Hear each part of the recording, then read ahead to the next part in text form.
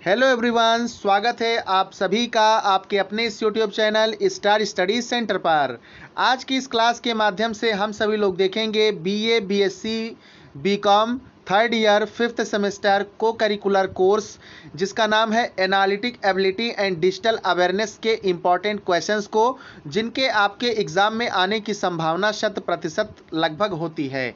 यहाँ पर इसी टाइप के प्रश्न पिछले साल पूछे गए हैं, चाहे आप अवध विश्वविद्यालय या उससे संबंधित महाविद्यालय के छात्र हों, या आप सिद्धार्थ विश्वविद्यालय के स्टूडेंट हों, या फिर आप बुंदेलखंड विश्वविद्यालय झांसी के हों, या यूपी के किसी भी स्टेट यूनिवर्सिटी, चाहे रज्जू भैया प्रयागराज विश्वविद्यालय, जननायक चंद्रशेखर विश्वविद्यालय बलिया, चौधरी चरण सिंह मेरठ विश्वविद्यालय, इन सभी से हैं, रोहिलखंड यूनिवर्सिटी बरेली से हैं, तो आपके लिए ये क्लास महत्वपूर्ण है। देखिए भाई, आपका ये जो सिलेबस है टोटल 4 यूनिट्स में डिवाइड किया गया है। पहला और दूसरा यूनिट, इसमें आपको रीजनिंग पढ़ना है, तर्क शक्ति पढ़ना है, और आपका तीसरा और चौथा यूनिट, इसमें आपको कंप्यूटर बेसिक्स पढ़ना है। इसमें आपको MS Word, MS Excel, PowerPoint, cyber security, ये सारे टॉपिक्स दिए गए हैं। तो आपका सिलेबस, जैसे सिद्धार्थ विश्वविद्यालय में देखिए 100 क्वेश्चन पूछे जाते हैं, 100 एमसीक्यू पूछा जाता है। यहाँ पे सीसीएस में भी यही है, 100 एमसीक्यू आता है। तो यहाँ पे 100 में से आपके 50 प्रश्न रीजनिंग के रहेंगे और 50 प्रश्न आपके कंप्यूटर के रहेंगे। यहाँ पे ये पेपर सिर्फ और सिर्फ क्वालिफाइंग होता है, इसलिए घबराने की ज़रूरत नहीं है। लेकिन घबराने की ज़रूरत तब हो जाती है कि अगर आप इसको क्वालिफाई नहीं करते हैं तो रिजल्ट आपका फाइनल फिर नहीं आ पाएगा, आपको बैक पेपर देना होगा। सबसे ज़्यादा बैक इसी सब्जेक्ट में लगता है, क्योंकि आप लोग ले लेते हैं इसको हल्के में। तो हल्के में इसको नहीं लेना है, तैयारी पूरी करनी है। चैनल से आपको जुड़ जाना है।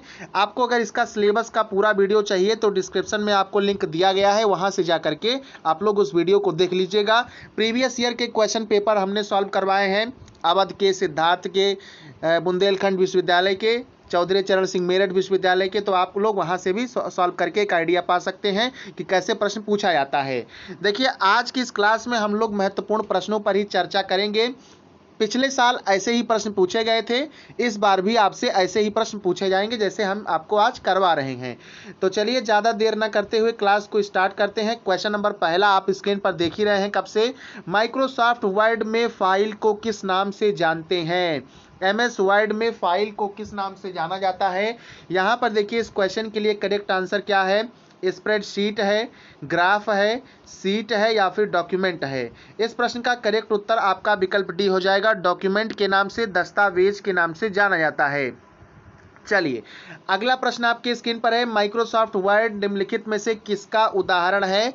तो इनपुट डिवाइस ए विकल्प, प्रोसेसिंग डिवाइस बी विकल्प, सिस्टम सॉफ्टवेयर सी विकल्प, और एप्लीकेशन सॉफ्टवेयर डी विकल्प। यहाँ पे माइक्रोसॉफ्ट वर्ड की जब हम बात करते हैं, पीपीटी पावर पॉइंट प्रेजेंटेशन की जब बात करते हैं, एमएस एक्सेल की जब हम बात करते हैं, तो ये सारे एप्लीकेशन सॉफ्टवेयर के एग्जाम्पल हैं। करेक्ट आंसर आपका विकल्प डी हो जाएगा। चलिए, अगला प्रश्न देखिएगा। अगला क्वेश्चन स्क्रीन पर है। देखिए, पिछले साल जितने भी एग्जाम हुए हैं वहाँ पे देखिए शॉर्टकट की से, संक्षिप्त कुंजी से प्रश्न 5 से 6 कम से कम पूछा गया है। तो शॉर्टकट की का हम आपको टेलीग्राम चैनल पर एक अलग से पीडीएफ प्रोवाइड कर देंगे, तो आप लोग टेलीग्राम चैनल भी ज्वाइन कर लीजिए अपडेट्स के लिए। चलिए, इस क्वेश्चन को पढ़ते हैं। एमएस वर्ड में नया डॉक्यूमेंट, न्यू डॉक्यूमेंट बनाने के लिए किस संक्षिप्त कुंजी का प्रयोग किया जाता है? यहाँ पे ए विकल्प देखिए, Ctrl+X दिया गया है। तो Ctrl+X से क्या होता है कि चुने गए लाइन को या टेक्स्ट को, सेलेक्टेड टेक्स्ट को किसी भी डॉक्यूमेंट से कट करने के लिए। तो ये भी क्वेश्चन आएगा, याद कर लीजिए। यहाँ पे देखिए बी ऑप्शन है Ctrl+Y। Ctrl+Y से क्या होता है भाई? Redo the last action performed. आपने जो पिछला एक्शन किया है उसको फिर से रीडू करने के लिए, तो रीडू करना है तो Ctrl+Y प्रेस करना है। देखिए, सी विकल्प में है आपका Ctrl+N। एन से होता है न्यू, और न्यू डॉक्यूमेंट बनाने के लिए एमएस वर्ड में Ctrl+N का ही इस्तेमाल करेंगे। करेक्ट आंसर आपका इस प्रश्न के लिए विकल्प सी हो जाएगा। चलिए भाई, अगला प्रश्न देखिए। जितना भी एक्स्ट्रा सवाल बताया जा रहा है कॉपी में नोट करते चलिए, महत्वपूर्ण है। प्रश्न 4 देखिए, MS वर्ड में डॉक्यूमेंट को सीधे मेल के द्वारा भेजने के लिए किस कमांड का उपयोग किया जाता है।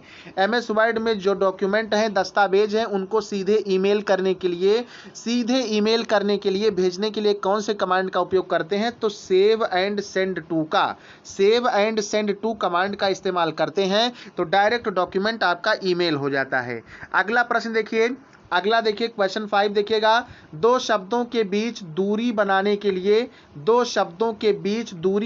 लिए कीबोर्ड के किस बटन का उपयोग करते हैं। जैसे मैंने एक शब्द लिखा आई और दूसरा शब्द लिखा वाज। अब हमको क्या करना है, आई से वाज की दूरी और दूर करनी है, ऐसे दो शब्द। तो यहाँ पे किस बटन का उपयोग करेंगे, तो स्पेस बटन का उपयोग करेंगे। करेक्ट आंसर आपका विकल्प डी है। अगला प्रश्न देखेंगे, अगला क्वेश्चन देखिए, प्रश्न संख्या 6 देखिए, महत्वपूर्ण है। जब हम किसी टेक्स्ट को अक्षर को कट या कॉपी करते हैं तो वह टेक्स्ट कहाँ चला जाता है। मान लीजिए लिखा था आई वाज, तो मैंने क्या किया, वाज को सिलेक्ट करके कट कर लिया या कॉपी कर लिया, तो ये कहाँ चला जाएगा भाई, क्लिप बोर्ड में चला जाएगा। करेक्ट आंसर विकल्प आपका डी है। अगला प्रश्न देखिएगा, क्वेश्चन नंबर 7 महत्वपूर्ण है, बहुत ही महत्वपूर्ण है। माइक्रोसॉफ्ट वर्ड डॉक्यूमेंट में Ctrl+X शॉर्टकट कुंजी का उपयोग किसके लिए किया जाता है। तो जो काट के चला जाता है या जो काट के चली जाती है, क्या कहलाता है, कहलाती है X कहलाती है। तो X का मतलब होता है कट करने के लिए। करेक्ट आंसर आपका विकल्प यहाँ पर ए हो जाएगा। आप सभी लोग X से भली भांति परिचित होंगे। चलिए अगला प्रश्न देखिए, प्रश्न संख्या 8 आपके स्क्रीन पर। माइक्रोसॉफ्ट वर्ड में डॉक्यूमेंट खोलने के लिए शॉर्टकट की कौन सी है। माइक्रोसॉफ्ट वर्ड में जब किसी डॉक्यूमेंट को ओपन करना है तो उसके लिए शॉर्टकट की कौन सी है, Ctrl+F1 या फिर Ctrl+O या फिर Ctrl+0 या फिर शॉर्टकट कुंजी उपलब्ध नहीं है। यहाँ पर क्वेश्चन 8 आप सभी के स्क्रीन पर है। करेक्ट आंसर हो जाएगा विकल्प बी, Ctrl+O। देखिए O से होता है ओपन, तो इसी तरीके से याद रखिएगा, Ctrl+O। अगला प्रश्न देखिए, क्वेश्चन नंबर 9 देखिए क्या पूछ रहा है कि Ctrl+B शॉर्टकट की का उपयोग MS वर्ड में किया जाता है। ठीक ठाक है, तो किस चीज़ के लिए, किसी भी टेक्स्ट को बोल्ड करने के लिए, किसी भी टेक्स्ट को बिना करने के लिए, है ना, किसी भी टेक्स्ट को बाय करने के लिए, मतलब यहाँ पर देखिए बाई मतलब खरीदने के लिए, या इनमें से कोई नहीं। तो यहाँ पे देखिए Ctrl+B, बी से होता है भैया बोल्ड, मतलब एक सिंपल लैंग्वेज में समझिए गाढ़ा करने के लिए, चटक बनाने के लिए। तो यहाँ पे ए ऑप्शन करेक्ट हो जाएगा, किसी भी टेक्स्ट को बोल्ड करने के लिए। अब इसमें देखिए जब बोल्ड करना है तो Ctrl+ आपने बी दबा दिया, है ना, बोल्ड हो गया। अब अगर दोबारा से उसी टेक्स्ट को सेलेक्ट करके Ctrl+B जब प्रेस करेंगे तो वो अनबोल्ड हो जाएगा, दोबारा वैसे ही अपने पुराने ढर्रे में आ जाएगा। तो यानी अंडू रीडू करने के लिए दोनों के लिए ही इस्तेमाल कर सकते हैं। अगला प्रश्न देखिए, क्वेश्चन नंबर 10 देखिएगा, MS वर्ड में डॉक्यूमेंट को सेव करने की शॉर्टकट की क्या है। तो डॉक्यूमेंट को जब आपको सेव करना है तो Ctrl+S आपका करेक्ट उत्तर हो जाएगा। यहाँ पे देखिए और भी दिए गए हैं, जैसे कि Ctrl+Y से क्या होता है, तो अप्लाई करिए या फिर रिमूव करिए इटैलिक फॉन्ट को डॉक्यूमेंट में किसी भी लाइन को सेलेक्ट करके। Ctrl+Y से आप लोग जानते हैं रीडू करना होता है। Ctrl+S से सेव हो जाएगा डॉक्यूमेंट, और Ctrl+V से क्या होगा, पेस्ट होगा। Ctrl+V से क्या होगा, क्लिप बोर्ड में जो आप कंटेंट काट करके रखे हैं वो पेस्ट हो जाएंगे, पेस्ट का हो जाएगा, चिपक जाएगा। अगला प्रश्न देखिए, क्वेश्चन नंबर 11 देखिए क्या पूछा है। MS वर्ड में किसी भी डॉक्यूमेंट को प्रिंट करने के लिए किस शॉर्टकट कुंजी का प्रयोग किया जाता है। MS वर्ड में किसी भी डॉक्यूमेंट को प्रिंट करने के लिए, जैसे मैंने ये आपके लिए MCQ सॉल्व किया है, बनाया है, तो इसको मैंने प्रिंट किया है, तो मैंने क्या किया भाई, Ctrl+P प्रेस किया तो ये प्रिंट ऑटोमेटिक हो गया। करेक्ट आंसर यहाँ पर सी हो जाएगा, Ctrl+P, P से प्रिंट, याद करिएगा। अगला प्रश्न देखिए, क्वेश्चन नंबर 12 देखिएगा, MS वर्ड में निम्नलिखित में से कौन सा बार नहीं होता है। MS वर्ड में देखिए व्यू बार भी है, इंसर्ट बार भी है, यहाँ पे फार्मूला बार नहीं होता है। करेक्ट आंसर आपका विकल्प सी हो जाएगा। फार्मूला बार कहाँ देखने को मिलता है साथियों, तो MS एक्सेल में देखने को मिलता है ना, MS एक्सेल में देखने को मिलता है। अगला प्रश्न देखिए, Ctrl+A का मतलब होता है सेलेक्ट ऑल। ध्यान से सुनेंगे, सेलेक्ट ऑल, जितना भी टेक्स्ट है सबको सेलेक्ट कर लीजिए, सेलेक्ट हो जाएगा। सेलेक्ट करने के बाद Ctrl+C से क्या हो जाएगा, कॉपी हो जाएगा। Ctrl+C से क्या हो जाएगा, कॉपी हो जाएगा। Ctrl+B का भी आप लोग अर्थ जानते हैं, क्या करना होता है कि बोल्ड करना होता है। तो अब बचा क्या, ऑप्शन सी बचा, हाइपर लिंक को इंसर्ट करने के लिए Ctrl+K जो है प्रेस करना होता है। एक बार इस प्रश्न को फिर से सुन लेंगे। MS वर्ड डॉक्यूमेंट में हाइपर लिंक इंसर्ट करने की शॉर्टकट कुंजी क्या है? हम सभी लोग जानते हैं Ctrl+A से क्या होता है, सेलेक्ट ऑल होता है, ए का मतलब होता है ऑल, ऐसे याद रखिएगा। Ctrl+C से क्या होता है, कॉपी होता है। Ctrl+B से क्या होता है कि टेक्स्ट को बोल्ड बनाना होता है। और Ctrl+K से क्या होता है साथियों, हाइपर लिंक इंसर्ट करना होता है। मान लीजिए मैं इसी PDF में अपने इस वीडियो का लिंक इंसर्ट कर दूं तो Ctrl+K से ही इंसर्ट करूंगा, तो लिंक पे आप लोग प्रेस करके इस वीडियो पर डायरेक्ट PDF के थ्रू भी आ जाएंगे। जैसे कि आप लोग देखते होंगे किसी किसी PDF में टेलीग्राम का लिंक दिया रहता है, चैनल का लिंक दिया रहता है, तो वो सब क्या है, हाइपर लिंक है। अगला प्रश्न आपके स्क्रीन पर देखिए, क्वेश्चन नंबर 14 क्या पूछा है, वर्तनी जांच स्पेल चेक क्या होता है अंग्रेजी में, स्पेल चेक है ना भाई, हाथ से लिखा जा रहा है तो आप लोग सुनिए स्पेलिंग क्या है, SPELLCHECK स्पेल चेक। तो वर्तनी जांच करने के लिए संक्षिप्त कुंजी कौन सी होती है? तो स्पेलिंग चेक करने के लिए या फिर कह लीजिए as well as grammar check करने के लिए F7 की का इस्तेमाल होता है। करेक्ट आंसर डी हो जाएगा। आपसे प्रश्न और पूछा जाता है कि फंक्शन कीज कितनी होती हैं? फंक्शन कीज कीबोर्ड में कितनी होती हैं? तो टोटल 12 कीज होती हैं, इस बात को भी आपको याद रखना है। चलिए अगले सवाल को देख लीजिए। अगला क्वेश्चन देखिए, question number 15, save as dialog box की शॉर्टकट की से खुलता है, किस शॉर्टकट की से खुलता है? Save as dialog box MS Word में किस संक्षिप्त बटन से खुलता है? तो यहाँ पर देखेंगे प्रश्न नंबर 15 के लिए ए विकल्प है F12, बी विकल्प है F9, सी विकल्प है F7, डी विकल्प है F23। तो ए डी विकल्प बिल्कुल गलत हो जाएगा, क्योंकि मैंने कहा था कि फंक्शनल कीज जो होती हैं वो टोटल 12 होती हैं, F1 से लेकर के F12 तक होती हैं। तो ये तो 23 लिखा है, तो ऐसे ही गलत हो गया। अब F7 का मतलब हमने आपको बता दिया था कि F7 से क्या होता है सर जी, F7 से होता है कि स्पेल चेक और ग्रामर चेक होता है। अब बात रहा F9 F12 का, तो F9 का मतलब होता है अपडेट ए फील्ड, किसी फील्ड को अपडेट करना। यहाँ पे बचा क्या विकल्प, ए बचा। तो F12 ही क्या है, ये सेव एज विंडो खुलता है या फिर सेव एज डायलॉग बॉक्स खुलता है। करेक्ट आंसर इस क्वेश्चन के लिए आपका विकल्प ए हो जाएगा। चलिए अगला प्रश्न देखिएगा, क्वेश्चन नंबर 16 आपके स्क्रीन पर, MS वर्ड में प्रिंट प्रीव्यू के लिए प्रयोग की जाने वाली शॉर्टकट की क्या है, शॉर्टकट कुंजी क्या है? प्रिंट प्रीव्यू एक देख लेते हैं ना, जैसे आप लोग फॉर्म का प्रीव्यू देखते हैं कि कहीं कोई गलती वलती नहीं है तभी फाइनल सबमिट करें, ठीक उसी प्रकार से प्रिंट प्रीव्यू का मतलब होता है कि एक सारांश देख लीजिए कहीं कोई गलत तो नहीं है, फिर उसके बाद में Ctrl+P करके क्या करते हैं, फाइनल प्रिंट करते हैं। तो यहाँ पे Ctrl+F2 जब दबाएंगे तो क्या हो जाएगा, यहाँ पे प्रिंट प्रीव्यू हो जाएगा। इस प्रश्न के लिए आप सभी का करेक्ट आंसर विकल्प बी है। अगला प्रश्न देखिए, क्वेश्चन नंबर 17 देखिए, बहुत ही महत्वपूर्ण प्रश्न है, निम्नलिखित में से कौन सा सब स्क्रिप्ट का उदाहरण है? दो स्क्रिप्ट होता है, एक सुपर स्क्रिप्ट और एक सब स्क्रिप्ट। तो सब स्क्रिप्ट यहाँ पे देखिए बेस में लिखा रहेगा और सुपर स्क्रिप्ट क्या रहेगा, वो पावर में लिखा रहेगा। तो ये सब स्क्रिप्ट है और ये सुपर स्क्रिप्ट है। अब आप लोग पहचान करके बताइए कौन सा विकल्प सही है, कमेंट करके बताइए। यहाँ पे विकल्प आपका बी है, यही क्या है, सब स्क्रिप्ट है। अगला सवाल देख लीजिए, अगला क्वेश्चन देखिए, क्वेश्चन नंबर 18 क्या है, foot notes and and notes का उपयोग डैश के लिए किया जाता है? तो रेफरेंस के लिए किया जाता है, यहाँ पे हवाला देने के लिए किया जाता है। विकल्प आपका सी हो जाएगा कि मतलब फलाने के हवाले से, तो फलाने का जो हवाला है वो फुट नोट और एंड नोट में लिखा रहता है। अगला प्रश्न देखिए, क्वेश्चन 19 है, एक फाइल जिसमें पहले से निर्धारित सेटिंग का उपयोग सामान्य दस्तावेज को बनाने में किया जाता है, क्या कहलाती है वह फाइल? तो वह फाइल टेम्पलेट कहलाती है। MS वर्ड में देखते हैं कुछ पहले से ही इस प्रकार से बना रहता है, तो इसी पे आपको सिर्फ और सिर्फ टाइप कर देना रहता है, या कई बार कुछ ऐसे बना रहता है जैसे करिकुलम बीटा वगैरह बनाते हैं, है ना, तो उसको टेम्पलेट कहा जाता है। अगला प्रश्न देख लीजिए, क्वेश्चन नंबर 20 आपके स्क्रीन पर है, MS वर्ड में व्यू मेनू में स्प्लिट ऑप्शन का क्या कार्य होता है? तो स्प्लिट का मतलब होता है बांट देना दो, जैसे ये एक है और इसमें देखिए यहाँ पे फिर से समझिए, ये एक है और ये क्या हो जाएगा, ये दोनों अलग अलग हो जाएगा, तो ये स्प्लिट है। तो स्प्लिट का काम क्या हो जाता है कि एक विंडो को दो भागों में बांटना। करेक्ट आंसर आपका विकल्प सी हो जाएगा। चलिए अगला क्वेश्चन देखिए, क्वेश्चन नंबर 21 आपके स्क्रीन पर।